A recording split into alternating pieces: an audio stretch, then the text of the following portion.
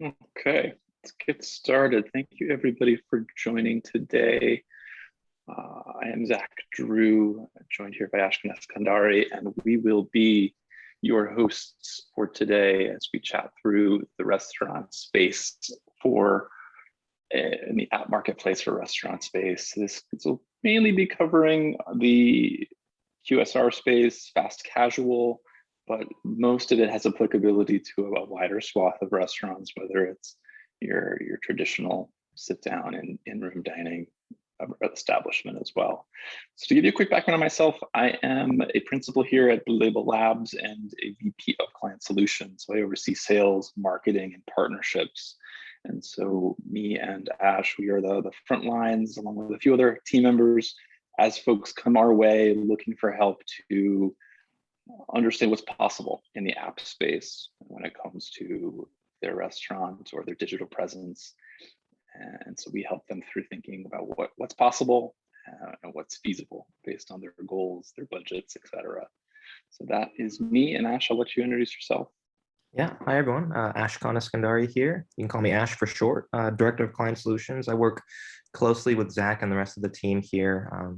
Different companies and different brands looking for adjustments, improvements, and different ways that we can utilize our design and development services to help them accomplish results. Awesome. As we're working through the content here in the presentation, feel free to use the Q&A functionality of Zoom to add any questions you might have along the way. We'll answer them at the end, but feel free to log them there as we go along and we'll address them at the end. So with that, I want to dive into a quick agenda. We'll be covering, as we just did, a little bit more about us, a little bit more about our agency, then what's happening in this landscape. Then cover down on what does it mean to have an app in this space? What does it mean to be off the shelf, something customer hybrid? What are the differences amongst those three pretty clear-cut options? And cover down on a couple of case studies and examples in the market today of folks who have gone either of those three routes and what the results have been. And then, like I said, we'll wrap up with some Q&A. So a little more about us. We are a team of strategists, designers, and developers. There's 75 of us in 3 cities across the country, been around for 10 years, and we've built a multitude of digital products, and a sample set of which are listed here.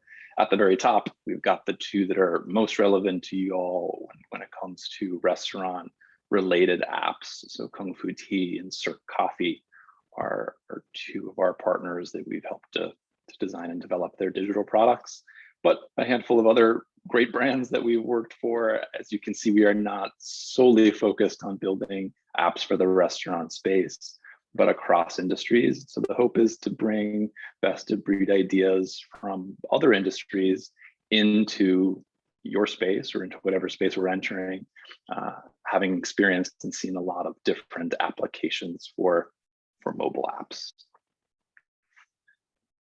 In terms of what we do, right, we're here to work alongside companies and brands, figure out what choices you've got, uncover those potential changes, and really then validate those potential solutions before we bring them to market. So that means we have to be consultants, we have to be designers that are focused on user testing, and that means we have to be great engineers.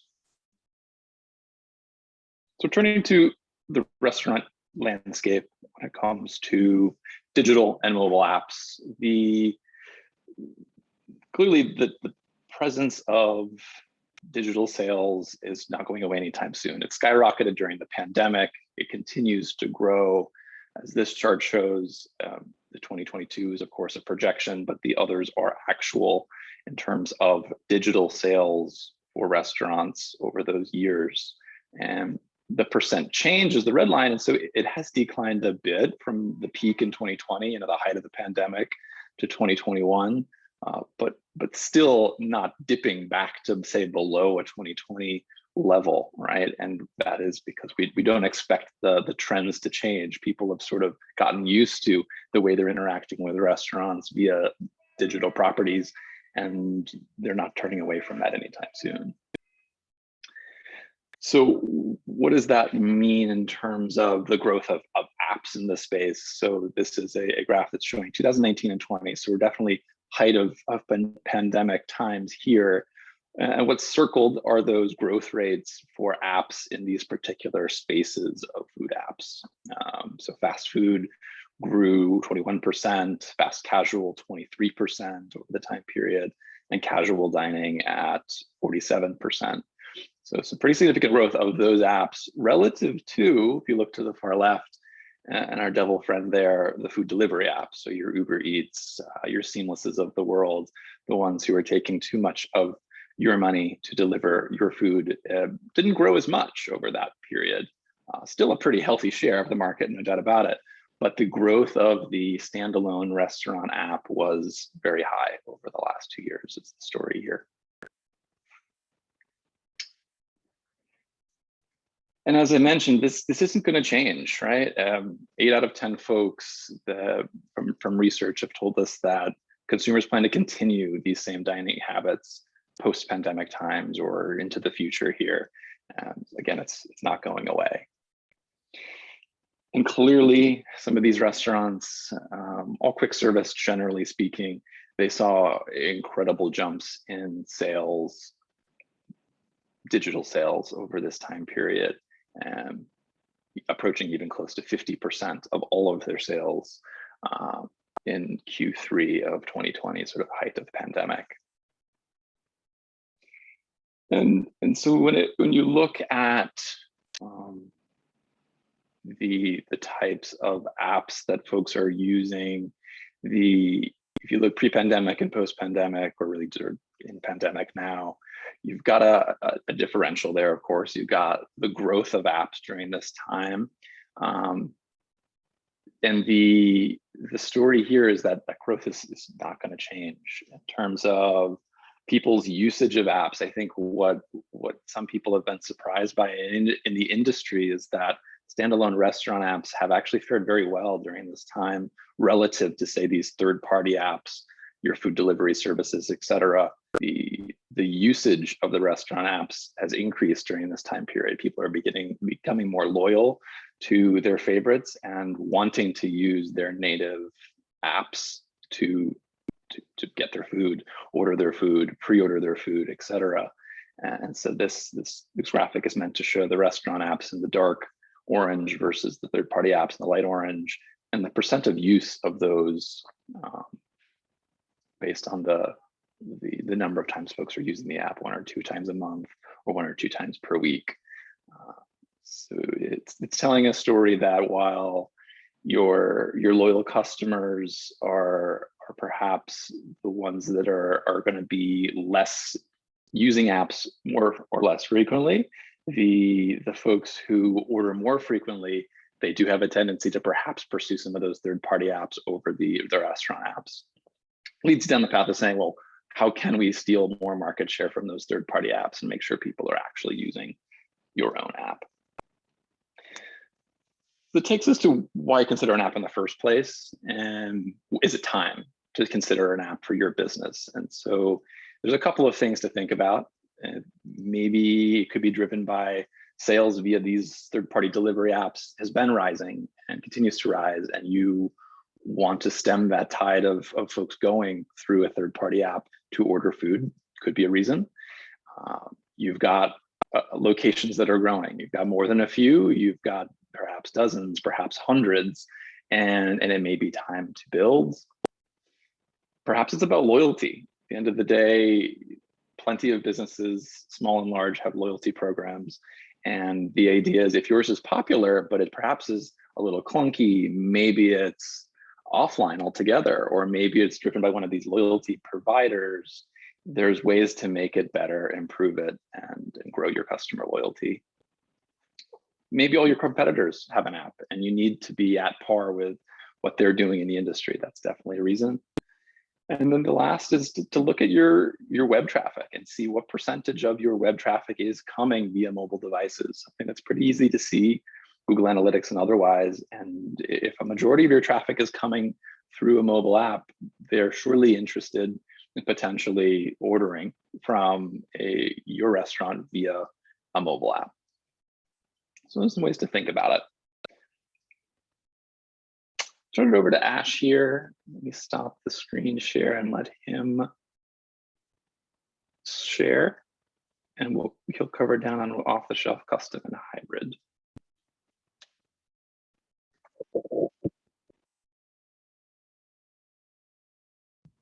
All right, excellent.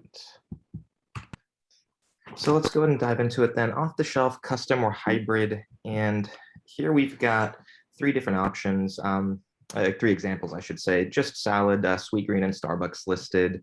And we'll dive into what each one of those means when we say off the shelf, hybrid, or custom. The reason we chose that graphic actually on the Starbucks side, I personally don't drink any coffee. And for someone who's never used that app in that way, you can obviously see there's quite a lot going on, and that's what Starbucks wants. They want to have a lot in front of you. They want to give you a lot of different options, and that's just one of the pros associated with a custom built app, and we'll get to that just in a second. But first, we'll start with what exactly we mean when we say off the shelf. So this list that you have here, there's about 8 of them. These are what we call loyalty service providers, and they specialize in obviously making sure that your regulars, your loyal customers, continue coming back to you. And on top of creating fantastic digital reward systems, they've also created a set of template apps, if you will, sort of like a skeleton of an app that they've white labeled, and then they can continue to rebrand it and essentially license it off to other restaurants and other brands and other businesses to use.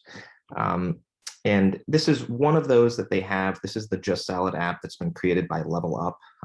And it's Level Up's app, but it has Just Salad's branding. And we've highlighted a few opportunities with it. On the left, you'll notice that this is sort of a static home screen, really not much you can do in the sense of promotions, suggestions, something that will maybe be eye-catching. In the middle, you'll notice limited payment options. Nowadays, users love being able to pay with Apple Pay, with Google Pay, what have you. Some apps even offer Venmo or PayPal, that type of thing. So just providing a credit card is a little bit more standard. And then on the far right, you've got the review order screen, which is arguably one of the most important screens in a food and drink category app.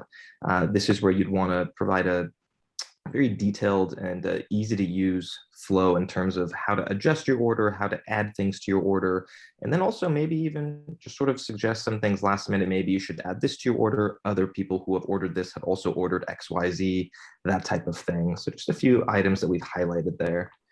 But the pros, obviously there are a lot of restaurants, a lot of businesses out there that are leveraging off-the-shelf apps. And if there was only downsides associated with them, then nobody would be using them. So there are some benefits. And the main one there would be lower upfront costs. When you choose to go down the path of hybrid or custom, you would require additional personnel. You'd need to bring on a team, designers, developers, strategists, what have you. But being able to take an existing app and apply your own logos and colors and branding to it. It might not be as much customization as you can get with other options, but it certainly costs less. And that actually just overlaps with faster time to market because the app has already been built and it's been white labeled to you. In terms of applying your logos and your colors, that typically takes weeks to maybe a month or 2 max, and then the app is ready to go. And of course, lower overhead and management costs. You wouldn't need as many people or as many resources involved when it comes to analyzing the data, looking into various aspects of the app, how to improve it, how to enhance it. So obviously a lot less to oversee when it comes to an off-the-shelf app. It's been created, you put your logo on it, you put your colors on it, and it's good to go. In terms of the downside, just some cons here that we've got listed. When it comes to the top one, there's arguably one of the most important buggy, issue-prone platforms. And we'll share a few user reviews that we've gathered. And over the past 6-7 months or so, I'd say we've had a good amount of QSRs reporting some of their own pain points, if you will, when it comes to these off-the-shelf apps.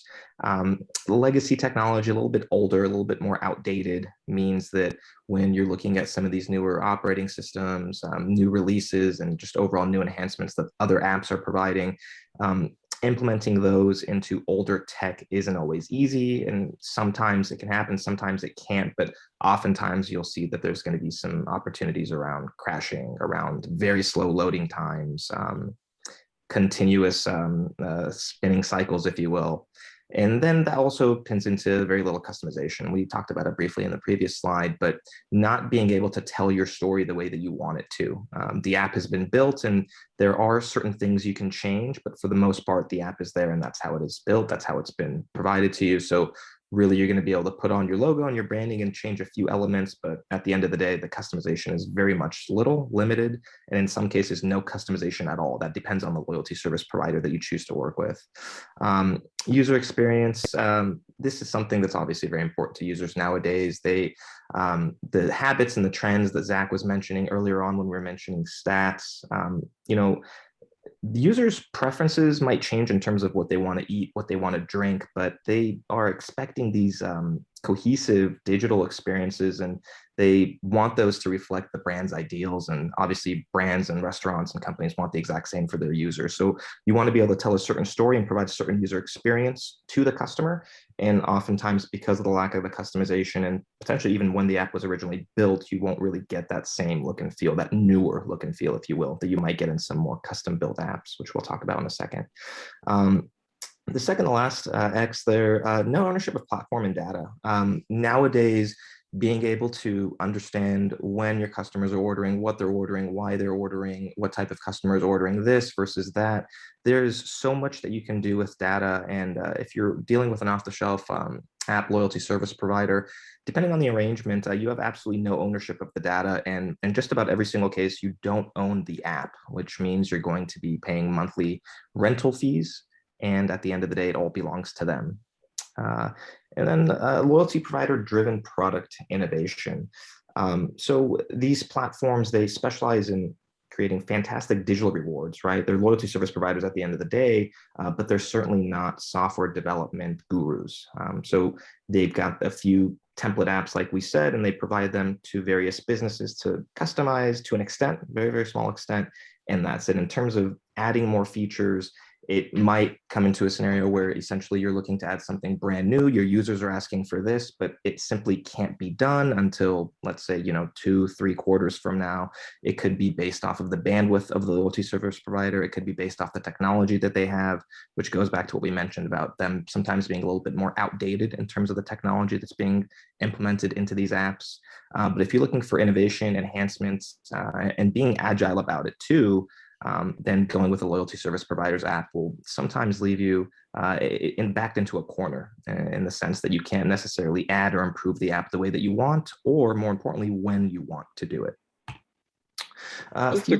Just a quick thing to jump in on there. The idea of off the shelf, it's not to say just because there are more red X's here that it is a bad option for plenty of folks. In fact, it's probably a great option for many and a great starting point. If you have zero app or no app in the market today, and you want to get something live launched quickly, it surely can do that for you. It just has limitations, and as your business grows, you will evolve out of it. And so that's really the focus of this presentation, is to talk about, well, what happens when you start to evolve out of an off-the-shelf provider into something more custom.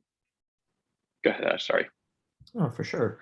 And this is actually, it's perfect timing because these reviews we gathered from the Kung Fu Tea app sort of help tell that story as well. The phrase that we often hear in this case is sort of stopping the bleeding. They had an app on iOS and Android, and users were starting to complain about how often it would crash, how often it would lose their order, it would just continually load, that type of thing. And once we get to our case studies a little bit later on in the presentation, we'll talk about how we've helped them with the evolution of this process. But these are just some user reviews from an app that was originally created by a loyalty service provider. So we've covered off the shelf, and really the next on that list would be custom. What we mean when we say custom is an app that from the very beginning is built from scratch, taking your specific business goals and your customers' needs into consideration, built exactly how you want it to be built and doing exactly what you want it to do. We've got a quick example here from Subway. If you'll notice from the slide that we shared from Just Salad, that was more of a static homepage, not much in terms of navigation. And here with Subway, you've got a vertical scroll, a horizontal scroll that instantly tells the user there's obviously a lot going on, a lot for you to explore. That personalization, very nice touch, and you'll start to see that more and more in apps going forward. Additional payment methods, obviously there, they've got a few different options for you. And at the very bottom of the screen as well, you'll notice that navigation bar just offers you more options as opposed to only saying, would you like to start your order? The benefits associated with a custom built app, the stability is key, right? If you're leveraging older technology, there's going to be bumps and roadblocks and hurdles along the way. But if you're building something from scratch, definitely going to be seeing more stability, less bugs, full customization. This is paramount. You've got a brand that wants to tell a story, that wants to completely control that ordering process. Zach earlier was mentioning some of the delivery apps out there, and really when your brand is only on a delivery app, or just in general, even from a user's perspective, if you're ordering from a food delivery app, you are looking at a very competitive stream of different brands and restaurants. And that ordering process can get confusing, can get a little bit overwhelming, but when you're in control of your own app, you're able to tell your story the way you want. And if you want your menu to look a certain way, if you want your food and drink items to look a certain way, but your appetizers to look a different way, you're in complete control of that. If you want very fun, quick, eye-catching animations, if you want the app to, send this notification specifically at this time based off of the order processing flow, you can do all of that. Example I always like to use is with the Chipotle app. For starters, one of the first things you see when you open the Chipotle app, which is totally custom built, is the group order functionality. And a lot of the other platforms out there, they'd like to implement group ordering, but because of restrictions based off of older technology, they might not be able to do that. And group ordering is something that's huge for Chipotle's business model. So they wanted to make sure they put that right there front and center when you first open the app. And then when you click on it, you've got this cute little animation of an avocado that's rubbing his belly, that type of thing. So, Chipotle does a really good job of telling their story and making sure that you're going through their ordering process the best way that they know for you to go through it. And obviously the way that their marketing team is recommending for customers to be able to go through their ordering process, very much mimicking and matching the experience you would get in their actual physical locations. Ownership of the platform and the data, obviously critical. They own the app, they own all the IP, the source code, the design assets. And for anyone that chooses to go custom built, it all belongs to you, and that includes the data that goes along with it. And in 2021, data is a very, very valuable resource. Being able to tell exactly what your customers are doing, when they're doing it, will allow you to embark on new marketing campaigns, enhance various features of the app, and ultimately drive more digital sales through your various outlets. And of course, user and business goal-driven innovation. Agility and adaptability are two words that always come to mind here. Let's take Dunkin' Donuts, for example. Before the pandemic started, Dunkin' Donuts had already shifted and brought all of their mobile app development in-house. So once the pandemic hit, they were able to adjust for curbside order processing seamlessly. They were able to start on that very quickly and deliver it immediately. Now, if we go back to a scenario where you're potentially relying on a loyalty service provider's team to get to that, it might be a little bit further down on their roadmap, or potentially, depending on the loyalty service provider, there might not be as many clients that are asking for it. But when you own all of it, when it's all in-house, your team essentially can do exactly what you want them to when you want them to do it. So that business goal-driven innovation is obviously key here and critical. When you're building that custom app, when you're launching it, it's able to continuously improve based off of what your users are telling you, and obviously based off of the industry, right? Maybe your competitor just launched something a little bit eye-catchy, a little bit trendy, and you want to do something, you want to one-up them, you can do that quickly. And you don't need to worry about previous technology that's maybe a little bit older, a little bit more outdated. You can jump on that immediately. And to underscore the point about data, right? I think our audience here today is going to understand the importance of it. But when it comes to what that allows you to do technically, the ability to house your own data and not have it reside solely as just say a username or an email address and a name of a customer, but to be able to get really deep on the data, understand their habits, their likes, their preferences, and be able to use that for really driving loyalty, for driving more sales, more loyal customers.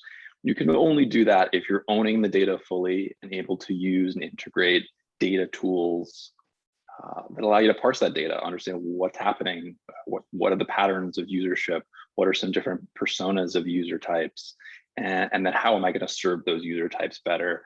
Owning and controlling that data is the only way to get there. Exactly. And then the downsides associated with a custom built app, higher initial investment.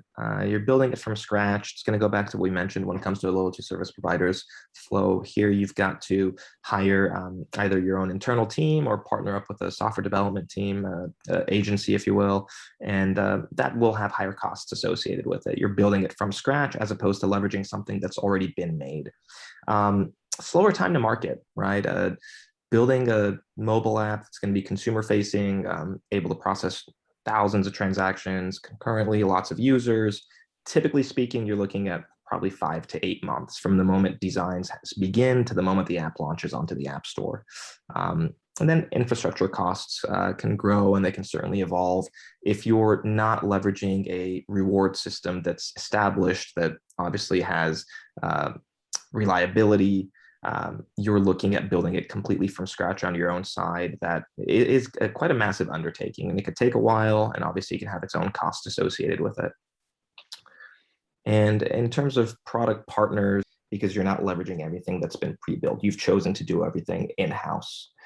So you will still need to bring in outside partners to add certain items and integrate them, or if you want to do it again on your own, it's going to add into that first X there, which is around the higher initial investment. Bringing in your own internal team will have its own costs associated with it.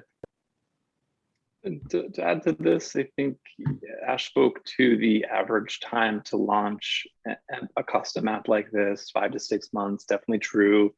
And to put a rough sense of dollars to that, it really depends. It depends on what you need and what you want, but something that's about 5 to 6 months could be anywhere from 300 to 500,000 to get a first version to market. And of course, that's sort of the low end of the range. Depends on what you want and need. And the last point here about the partners and internal team, when you're building custom, it's about either working with an agency like Blue Label to do that, or growing your own internal in-house team to build an app from the ground up. Both are definitely possible, and I think it's best to think about it as an evolution too. You don't need to necessarily do all of it in-house. You don't necessarily need to hire app developers and app designers initially to get an app launched live.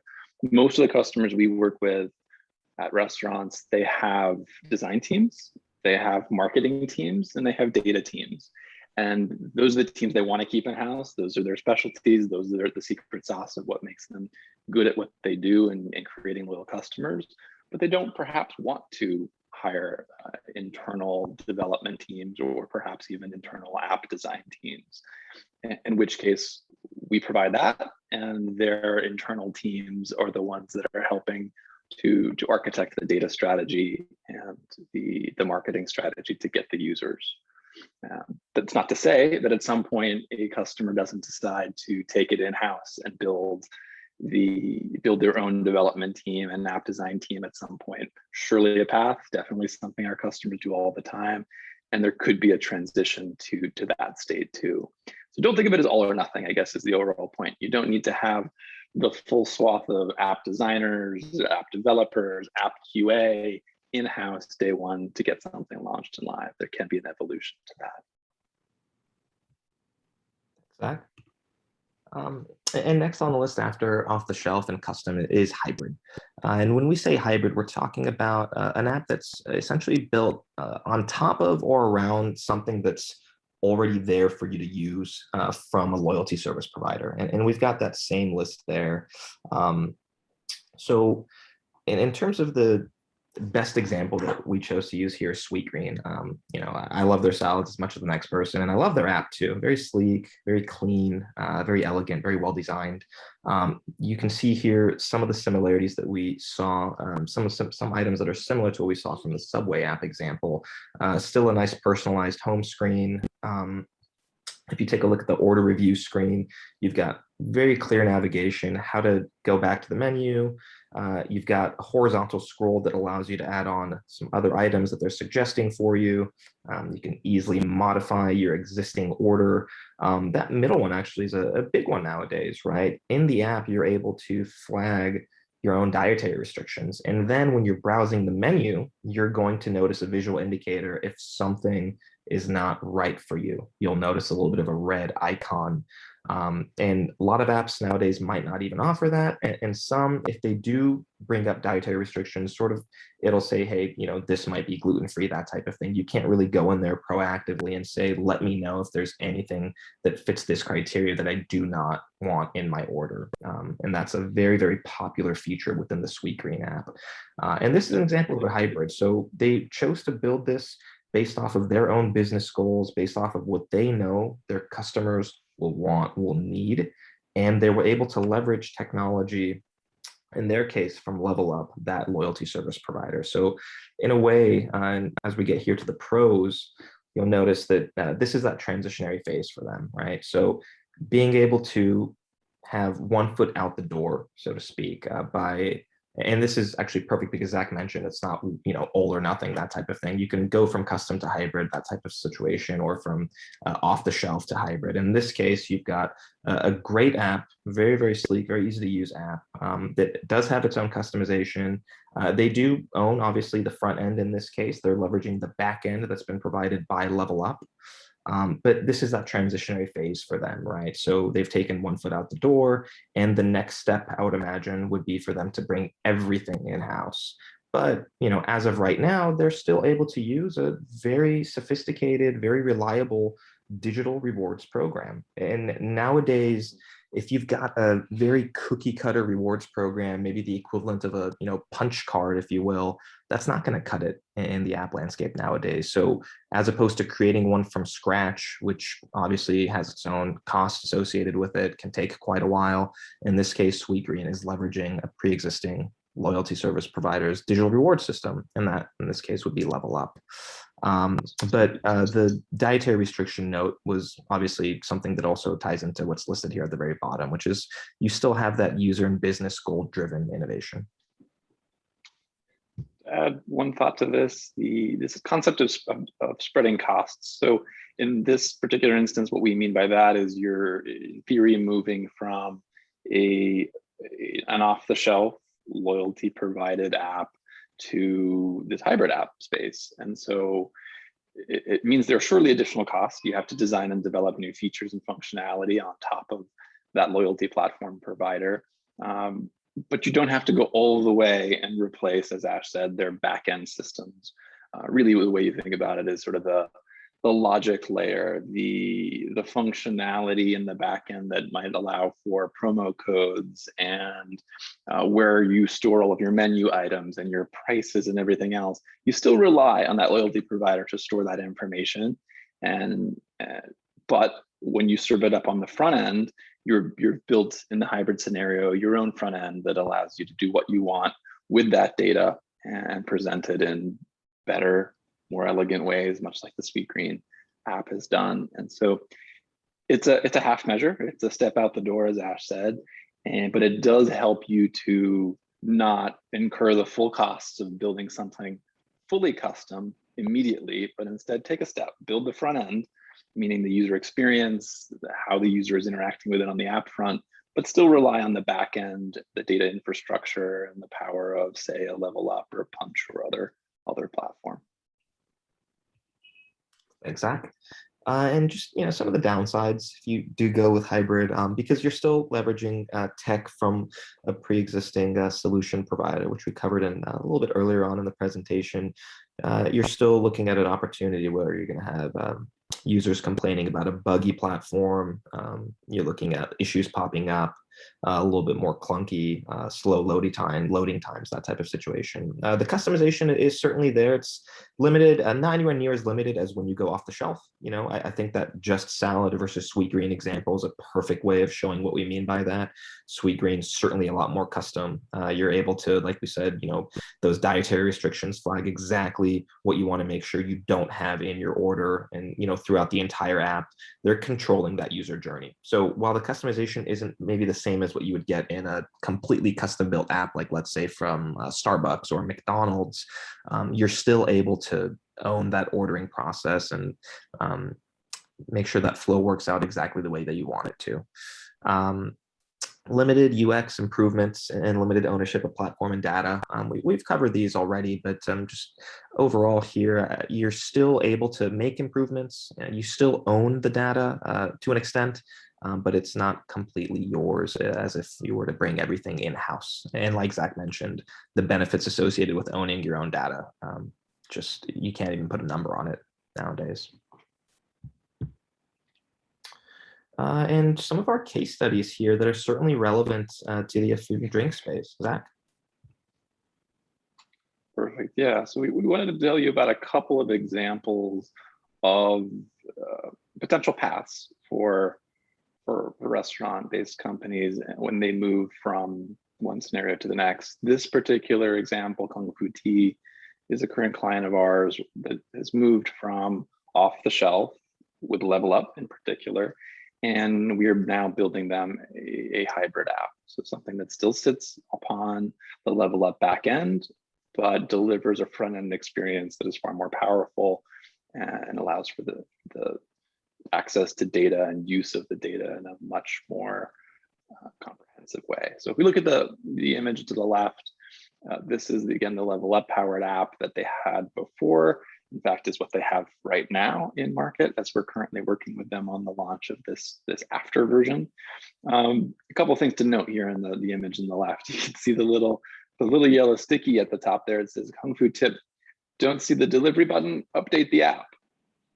Okay, that's an example of one of those things where, hey, this is a loyalty provider provided app where they're not doing things like forced update, meaning that forced update forces an app user to download a new version before they open the app, so that you get the best of that new version of the app. In this case, clearly with the Level Up powered app, you're not able to do that. So they're telling users with that cute little sticky there, hey, download the new version of the app, so maybe you can get some new features. Bit of a clunky experience. You do have a bit of the personalization here in the middle on the left with the welcome Al, welcome A in this case, and a couple of buttons for rewards, locations, payment, menus. When you look at to the right, what's happening to the right that's different or more custom, or in this case, hybrid? So at the top, you still have that concept of personalization, and you've got then, of course, this tracking bar here that is laying out to the user how close are you to your next free drink. So gamification and loyalty made front and center here of this hybrid app. Then you've got the ability to have some more customization. So quick reorder. It knows what you've ordered in the past and allows you with a quick tap to reorder your favorite drink. Super custom, definitely based on knowing and owning the data and being able to serve that back up to the user in an easy to use way. And then some offers for you. These offers are specific to geolocation. They're specific to the user and their own patterns. And so again, being data-driven to drive those offers. Over on the left and the before, your offers were super limited. They were limited to something static, something that was going to be given to all of the users of the Kung Fu Tea app, not for the individual and their own tastes and needs and wants and location.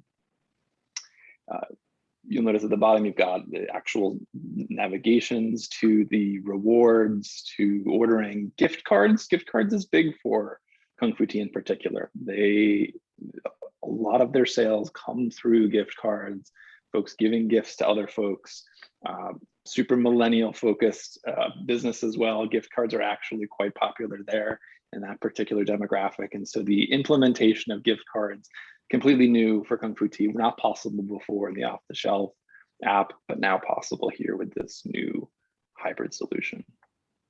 So that again is just a summary of the path of the Kung Fu Tea app was a Level Up based white labeled app before, off the shelf, now moved to something hybrid, still sits on the Level Up platform to house their data, menus and the like, but their front end is fully new, and the data ownership here is allowing for all of the gamification and customization you're seeing on the right. Moving on to another example, and this is a custom from the start example, which in all honesty is pretty rare in the market. But the idea here is that Cirque Coffee came our way. They're an up and coming vendor out of the Midwest, and their concept is a little different. They want to be a funky purveyor of custom coffee and drinks. Their branding makes that clear. Their stores are all based in shipping containers, so easily movable, easily dropped in new locations, easy to open them. And so, of course, they custom fit all of the retrofit the container to serve the coffee and all the needs of that. But they want it to be different. They want it to be very different in the industry. And part of being different for Cirque Coffee was we want to be app first from a sales perspective. We actually don't even want to have salespeople sitting at registers at these containers. We want users to download the app, order, and come and pick up their coffee. So even if they come to the location, there isn't necessarily somebody there to take their order. It is driven by the app. Of course, there's somebody there that can take care of an issue, but they're not taking orders. There's baristas are focused on making great coffee, interacting with the customers in a really meaningful way, and not worrying about taking their money. It is fully app-driven business. And so you can also see here with the screenshots I'm showing here, the customizations and the personalization possible. Again, recent orders, a big part of this. The interface for actually ordering and seeing the food to the right, very different, card-based, not something you're going to see in an off-the-shelf provider app. This is something that is an interface devised for them that really focuses on the food and really gives the food a clear prominence in the app, because it is pretty funky, it is pretty new and different, and that's what their focus want it to be. Ash, anything you want to add to this one? Yeah, I mean, the journey with them was pretty interesting. Obviously, like you said, this is a new approach that they're taking for how they want their new locations to operate. And from the very beginning, we had to understand how they wanted that ordering process to work, from when the consumer began the order, even to when it went through their kitchen. And it's just one of the main benefits of going custom. You get to tell that story, and you get to own that relationship with the customer throughout that entire journey. So it's worked out very well for them so far, and they've been doing fantastic since the app launched.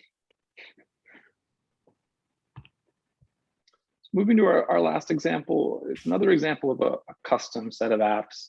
The only nuance here is this is a custom set of both mobile apps and Clover apps. So I imagine a number of you might be familiar with POS systems like Clover and Square and the like. They often are the registers in your locations.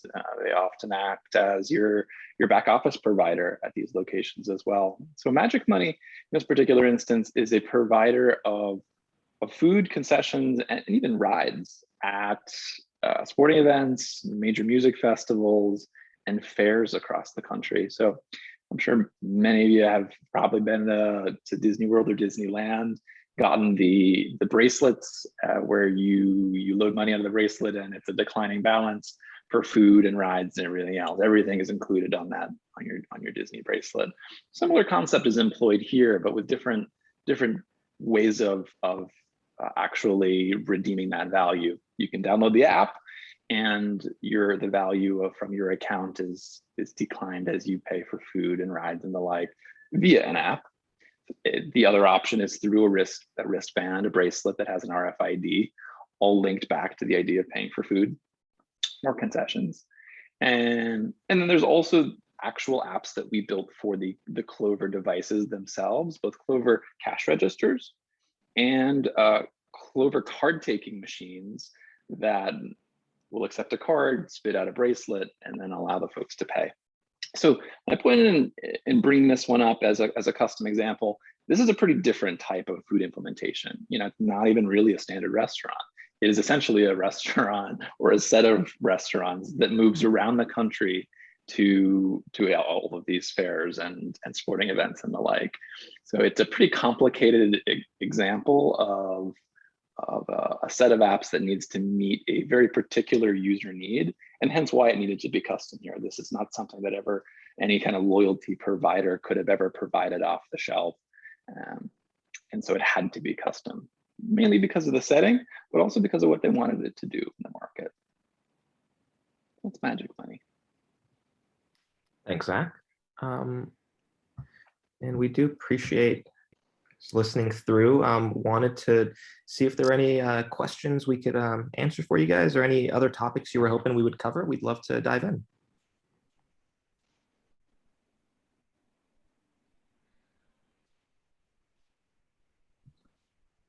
Got a question here about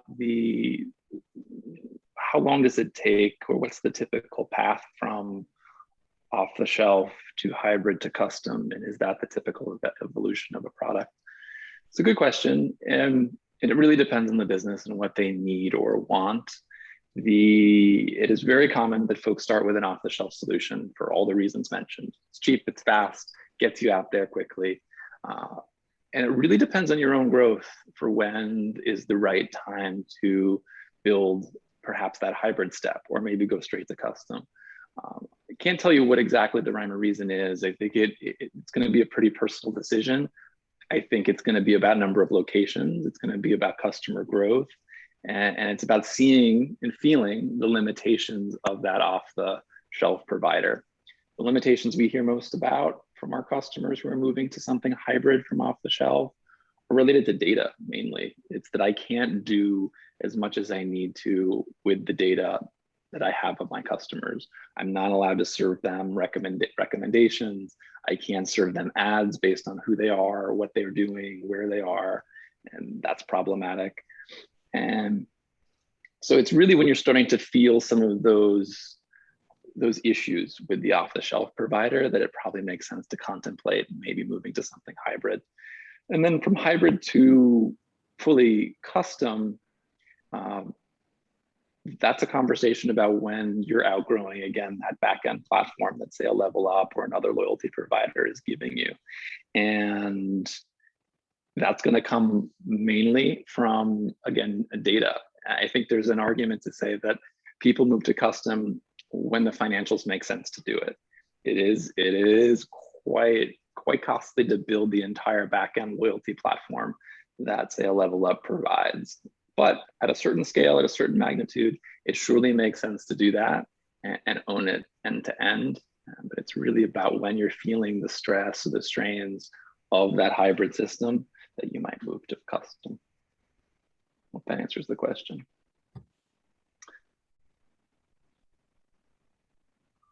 Other questions for us? Got a question here on my side. Okay, DoorDash. Is DoorDash involved in? Okay, I see. So the question here essentially, the Chipotle app, which we referenced earlier, the question is asking is DoorDash essentially involved as a loyalty service provider in making Chipotle's app? So fantastic question, and very much relevant here. So Chipotle is leveraging DoorDash's API when it comes to the facilitation of delivery orders. So what you can do when, for example, when you first open up the Chipotle app, it'll tell you that we can get your previous order to you as soon as, and it'll give you an ETA right there on the home screen, which I think is a fantastic user experience. And they're leveraging DoorDash's delivery APIs, and it's saying, okay, the soonest we can get a delivery driver to the Chipotle, to the delivery address that's already saved into the app is, this time.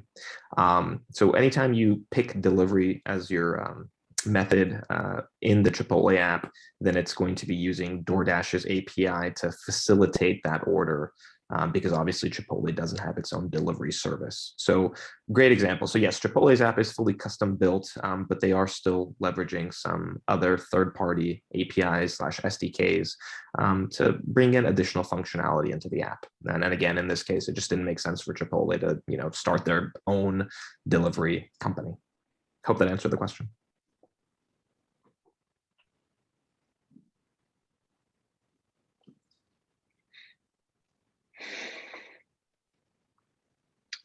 Right. That's some of the questions. Thank you all for joining today on this Friday afternoon. A lovely weekend, and we'll send you a copy of the recording afterwards in case you want to share it with any of your peers. So thanks again. Have a great weekend. Thanks, everyone. Take care.